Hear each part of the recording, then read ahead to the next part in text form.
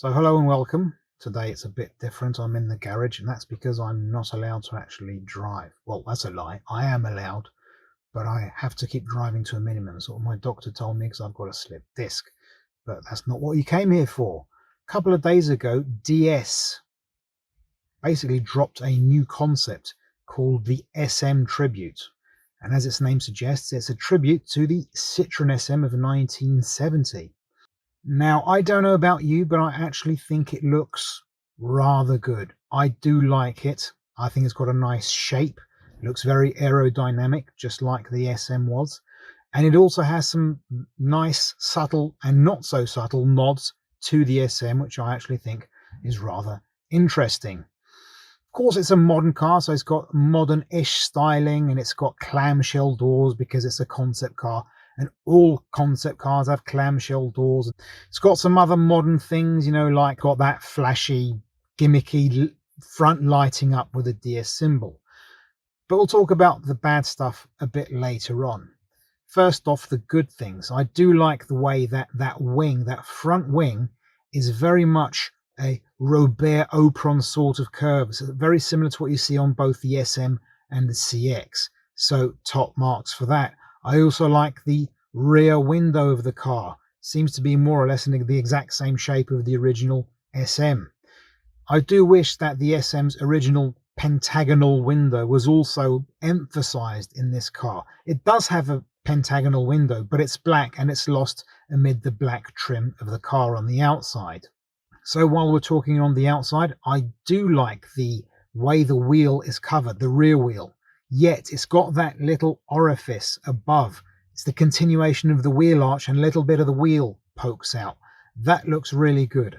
On the inside, a couple of nods that are very nice indeed. First, the seats. The seats have that horizontal cushioning that the original SM had. Of course, you had to do that. Without that, that wouldn't be a proper SM. Also, the gauge cluster, even though it's a digital dash, they are still in that oval shape, again reminiscent of the original SM. Then we get to some things that I don't like, and we'll start off with the interior because that's where we are. I hate that yoke. That yoke is absolutely silly. It's ridiculous. Yokes are stupid. Tesla came up with a yoke some years ago, and it should have been one of those things that everyone just said, oh fine, let Tesla do the stupid things they usually do and ignore them and make proper wheels that are round and nice to use. I'm not really a big fan of those cameras instead of side mirrors.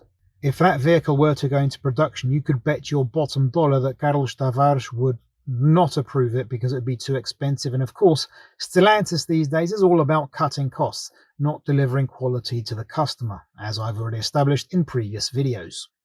I'm not really that much of a fan of the rear lights, the way they wrap around the side of the car, and then where the wheel arch is, it's sort of like a dashed line. I didn't even think that was on purpose. I thought it must be some kind of graphic that was on the photograph when I first saw the concept car. But all of those things aside, the thing that I like least about the car is the fact that it's a DS.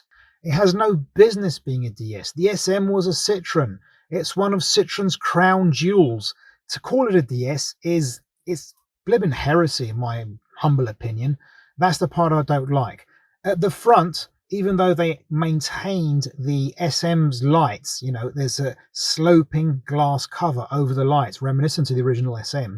They've given the front flanks of the car, if you look, which is reminiscent of a modern DS. Doesn't look terrible, but again, it's not part of Citroën's brand identity, and I'm sorry, but this should be a Citroën. I know it's a DS, nothing's going to change that, but it's to celebrate DS's 10th anniversary as an independent brand, and it just goes to show they really don't have anything else on their portfolio that they could reimagine to celebrate their 10th anniversary, because they don't really have any iconic cars at all. So to conclude this video, there's just one question that's hanging in the air, at least for me, and would this make a good production car? I would love it to go into production.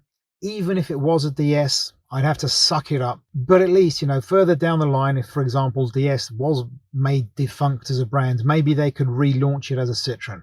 I don't know. It's more wishful thinking than anything else. But I kind of doubt they would ever make it. First off, it's Carlos Tavares. He's not going to take any kind of risk at all regarding the company. He plays it way too safe. Second, even if it wasn't Carlos Tavares and someone else, you know, there's not really a market for sleek coupes these days.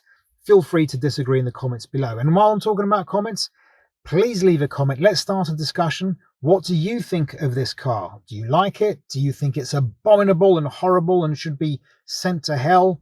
I don't know. I really would like to know what you think and get a conversation going. So if you made it this far, thanks very much for watching. I hope to see you in a future video. Please subscribe, all of that jazz. And I bid you all farewell.